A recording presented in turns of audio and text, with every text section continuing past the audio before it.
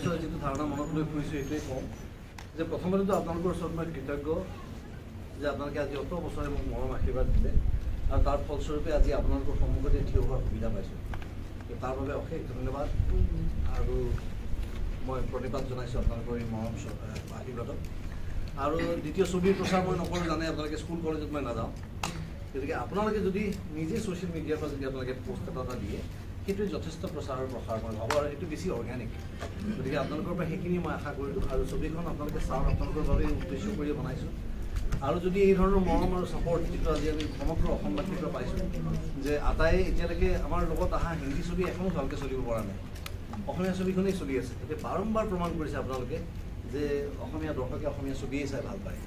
যদি এনেকুৱা এটা কথা আমি গম পাওঁ আমি আগলৈ আৰু বহুত ভাল ভাল ছবি তৈয়াৰ কৰিবলৈ চেষ্টা কৰিম। আশা কৰোঁ আজি ছবিখন আপোনালোকে চাই ভাল পাব আৰু এই ধৰণে যদি আমি চলি থাকোঁ, আপোনালোকৰ হাত ধৰি যদি আমি আগুৱাই যাব পাৰোঁ, তেতিয়াহ'লে কিন্তু বিনোদনধৰ্মী ছবিৰ ক্ষেত্ৰত বা কমাৰ্চিয়েল ফিল্ম বুলি যিটো আমি কওঁ, এই ক্ষেত্ৰত কিন্তু অসমে ভাৰতবৰ্ষত নিজৰ সুকীয়া স্থান দখল কৰিবলৈ সক্ষম হ'ব বুলি মই বিশ্বাসী।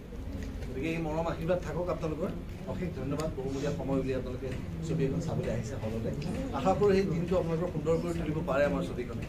চিনেমা ইমান ইম্পৰ্টেণ্ট নহয়, আটাইতকৈ ইম্পৰ্টেণ্ট হৈছে ঘৰৰ আটাই একেলগে চাব পৰা কথাটো। এতিয়া মোৰ ছবিখনত সদায় মই মোৰ বুলি কৈছোঁ, য'ত মই থাকোঁ মই সদায় এইটো বস্তু কেয়াৰ লওঁ যাতে ছবিখন পৰিয়ালৰ আটাই একেলগে বহি উপভোগ কৰিব পাৰে, আটাইতকৈ জ্যেষ্ঠজনৰ পৰা আটাইতকৈ কনিষ্ঠজনলৈ। সেইটো আচলতে বেছি সুন্দৰ কথা, যাতে আপোনালোকৰ মাজত ভাগ বতৰা নহয়, আপোনালোকে একেলগে চোৱা এটা দিন, এইটো ৰুদ্ৰই চাই হওক বা যিয়ে কৰি হওক, সেইটো দিন আপোনালোকৰ স্মৰণীয় হৈ থাকক। আটাই ভালে থাকক, কুশলে থাকক, সুস্বাস্থ্যৱান হৈ থাকক, দীৰ্ঘায়ু হৈ থাকক। Thank U.